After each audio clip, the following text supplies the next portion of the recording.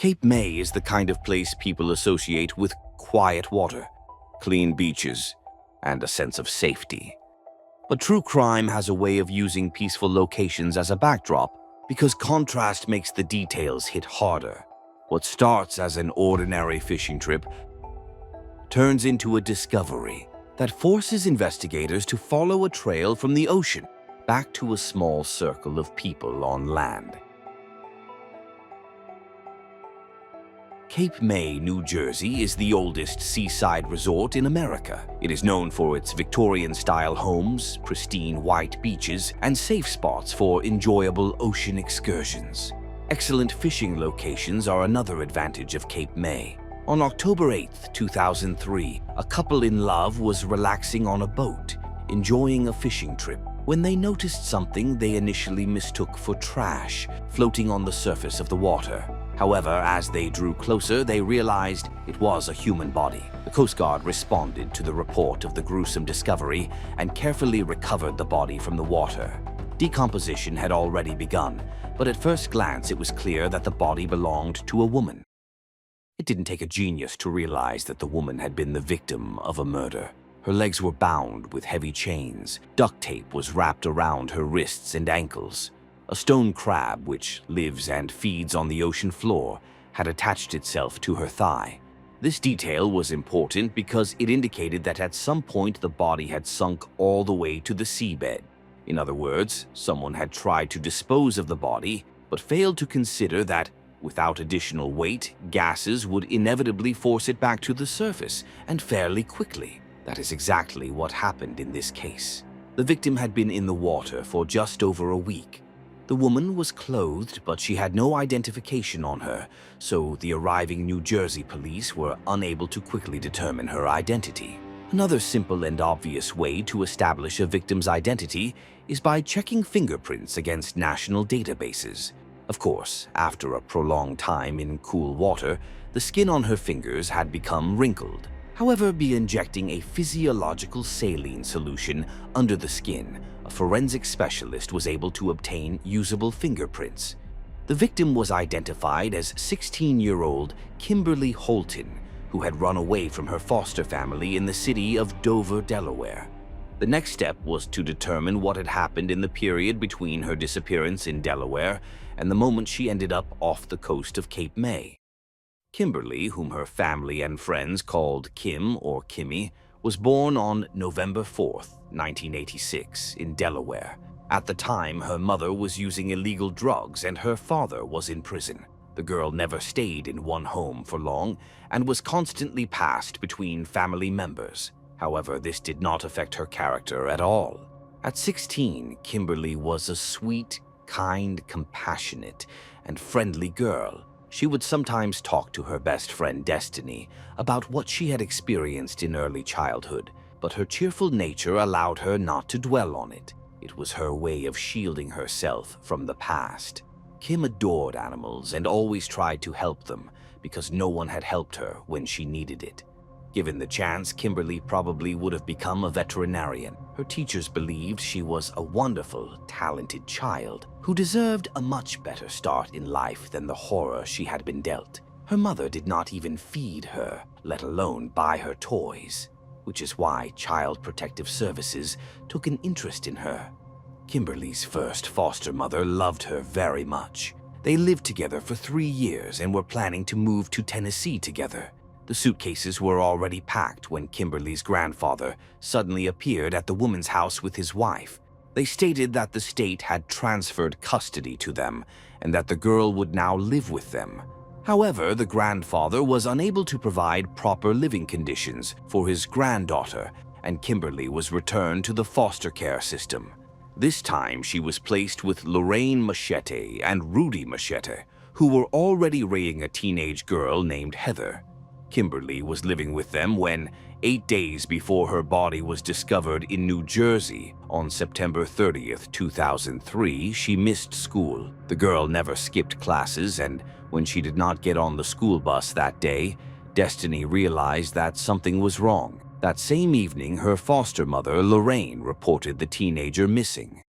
The police were now faced with the difficult task of informing Lorraine that her foster daughter was dead and had been murdered.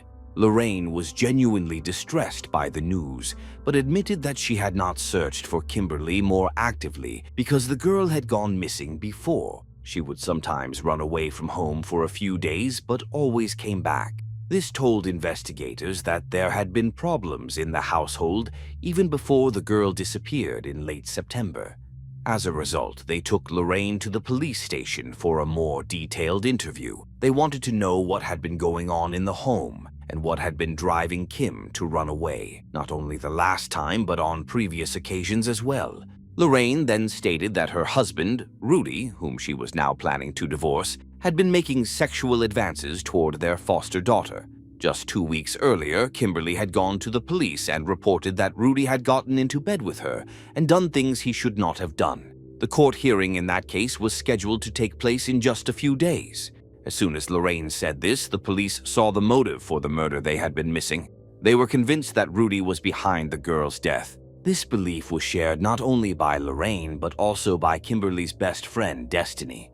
Destiny said that sometime earlier, Rudy had followed them in his car while the girls were simply walking down the street. He terrified them. It went so far that Destiny complained to her parents, and they contacted the police. Naturally, Rudy was brought to the station for questioning. Detectives already expected to obtain a confession from the suspect. However, Rudy appeared genuinely shocked by the girl's death. Of course, he could have been an excellent actor, but at the time of Kimberly's murder, he had an alibi.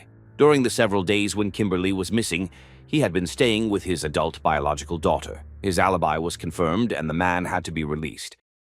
Investigators hoped that the autopsy might shed some light on how the girl was killed and help them identify the murderer. There were virtually no injuries on the body other than those caused by prolonged exposure to water, and they did not yet know whether she had been alive when she was thrown into the water or already dead.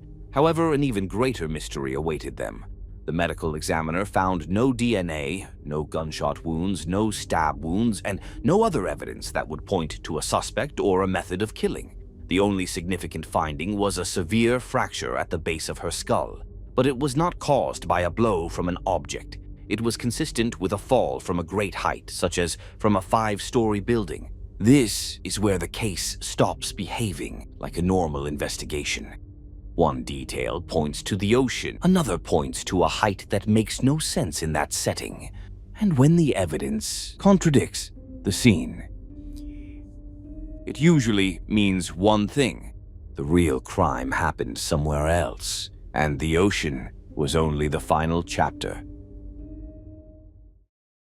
The forensic expert and investigators were stunned. If she had been thrown into the water from a boat, she would have fallen from a height of no more than about 3 meters. They could not understand who would kill a teenage girl by pushing her out of an apartment or hotel window, only to then go downstairs, run outside, retrieve the body, put it into a car, drive to a marina, and finally dump the victim into the ocean after binding her with duct tape and chains. None of it made any sense. The investigators were left with only one piece of evidence they could work with: the chains wrapped around Kimberly's legs. They had begun to rust. However, while examining them, forensic specialists discovered that each link of the chain bore a stamp. That meant the chains could be traced to a specific store, or at least a particular retail chain. They were not mistaken. These chains were sold at Lowe's, a home improvement store chain. One of the stores was located very close to the trailer park where Kimberly lived with her foster family. Fortunately, the store manager was able to determine exactly when the chains had been sold. They were purchased on September 30th, 2003, the day after the girl disappeared. Along with the chains, the buyers also purchased 2 cinder blocks and padlocks. Investigators asked to review the surveillance camera footage and saw 2 young men who paid for the chains and cinder blocks and then left the store. Unfortunately, tracking them down would not be easy. They had paid in cash. The video footage was also quite blurry, and the camera was mounted high on the ceiling. However, the young men were not trying to hide. They talked to each other, walked back and forth through the store, and their gestures and mannerisms made them potentially recognizable. That is why the detectives shared the video with the press. The footage turned out to be a major breakthrough in the case. The police station was flooded with calls. Callers mentioned different names, but one was heard more often than any other: Robert Brothers. What's more, Robert himself called the police and confirmed that he was the person in the video. He was asked to come to the station. The young man was visibly nervous and eager to explain that he had nothing to do with the crime.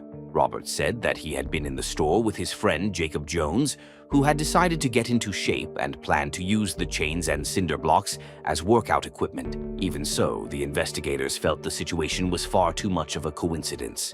They asked Robert whether there was any connection between Jacob and Kimberly, and he gave just one name, Heather.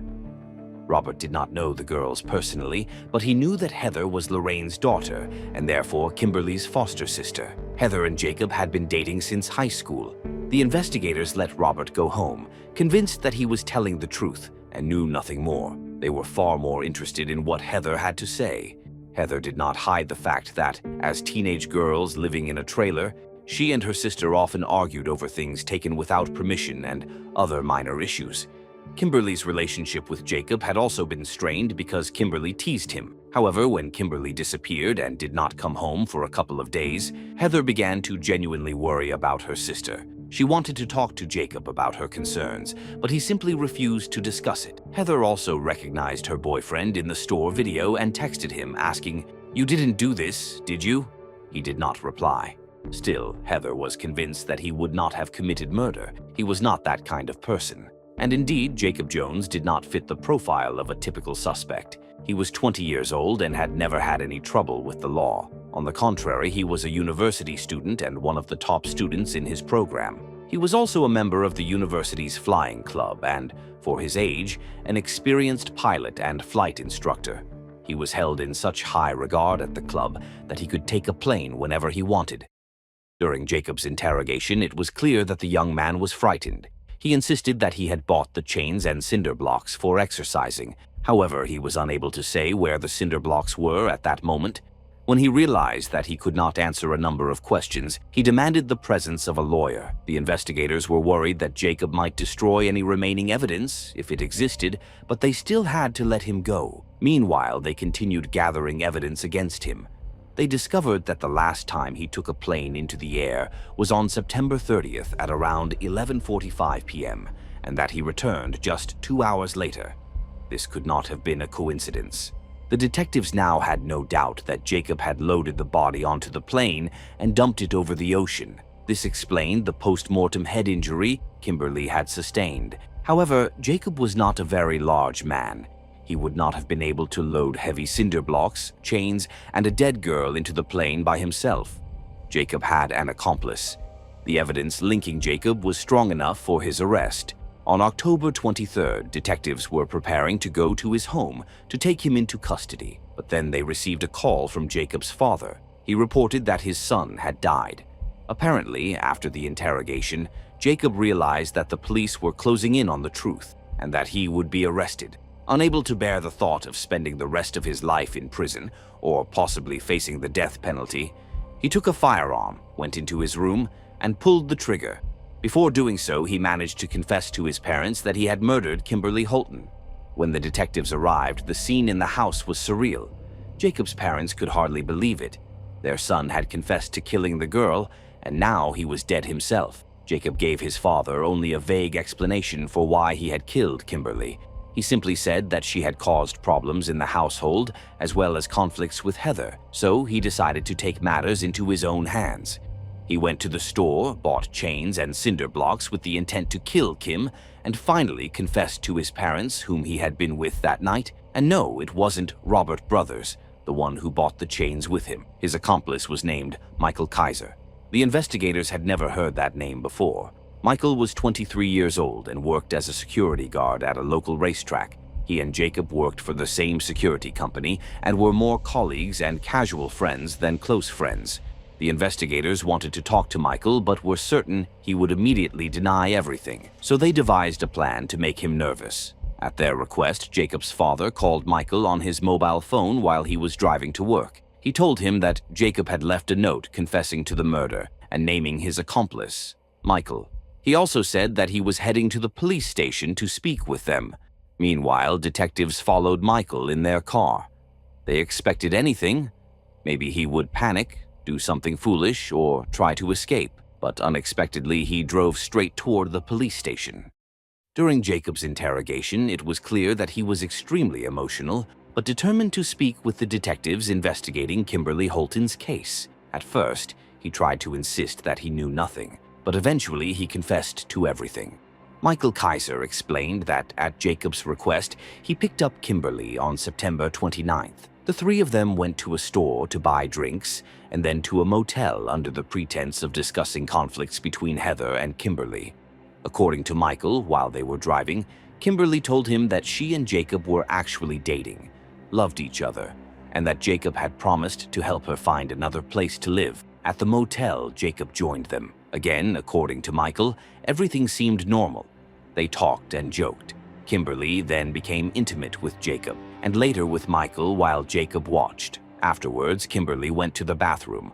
Michael thought the evening was going well when, suddenly, Jacob told him that he wanted to kill Kimberly and that Michael would help him kill her and dispose of the body. Michael did not want to participate but gave in because Jacob threatened to kill him if he refused. When Kimberly came out of the bathroom, Jacob grabbed her. He ordered Michael to hold her legs, then wrapped a phone cord around her neck, placed a pillow over her head, and strangled her. Kimberly struggled desperately but soon went still. Jacob checked her pulse. She was dead. It was just after 2 a.m. when the killers put her body in the trunk. Kimberly spent almost an entire day in the car trunk. The next night, the two men went to the airport where they loaded her into a plane along with chains and cinder blocks. Jacob flew alone over the Atlantic Ocean, passing Cape May, and dumped the body. 2 days after confessing, Michael attempted suicide in his cell by making a noose. Prison staff arrived just in time and saved him. He was given the opportunity to plead guilty to second-degree murder and serve 18 years, but he chose to go to trial, believing he would be acquitted. He was wrong. On January 6, 2004, Michael was found guilty of first-degree murder and conspiracy. Although Delaware had not abolished the death penalty, the judge sentenced him to life imprisonment without parole. The judge told Michael that Kimberly's relationship with her foster family was irrelevant. He had voluntarily helped Jacob kill a 16-year-old girl who had done nothing to him. The motive remains unclear. Perhaps Jacob loved Kimberly and was seeing her behind Heather's back, as Michael claimed. Perhaps he wanted to please Heather, who blamed Kimberly for the breakdown of her family, as investigators suspected. Or perhaps he truly hated Kimberly and wanted to get rid of her to stop her from causing problems, as he told his father. Investigators spoke to Heather one last time. She insisted she did not believe that Jacob and Kimberly had been dating behind her back. According to Heather and other mutual acquaintances, Jacob disliked Kimberly because she mocked him in front of Heather. He even stopped visiting his girlfriend when Kimberly was there. Meanwhile, when sentencing Michael, the judge noted that he had voluntarily assisted Jacob, satisfied his own sexual desires, and held the victim while his accomplice strangled her. The judge seemed to believe there was a connection between Michael and Kimberly, though not necessarily that it was voluntary. Investigators found no evidence that Heather was involved in the sinister plan. She moved to Colorado, enrolled in community college, and saw a therapist for several years to recover from the trauma. Today, Kimberly Holton would be 37 years old. She has been gone longer than she lived. Had she been given the chance for a better start in life, things could have turned out completely differently. She might have become a veterinarian, as she had always dreamed. Her children could have played with the children of her best friend, but just as it seemed she had found happiness in her foster family, she was torn from it, and the nightmares began anew. From childhood, she did not know whom to trust, and she trusted these two young men. When Kimberly went missing, everyone assumed it was just another runaway, and no one searched seriously. There were no tearful pleas on television, no flyers, no large-scale searches with bloodhounds or helicopters. Jacob had overlooked the key element of his plan: the ocean. The plane flew at such a height that when Kimberly's body hit the water, it was the equivalent of hitting concrete at 210 kilometers per hour. The cinder blocks simply shattered on impact. This oversight allowed the truth to surface, literally, along with Kimberly's body. In the end, the ocean did what people could not. It returned the evidence. And what makes this case so bleak is how quickly someone can be reduced to a headline, especially when the first assumption is, she will come back. She never got the chance to live the life she planned. Instead, what remained were answers that came too late.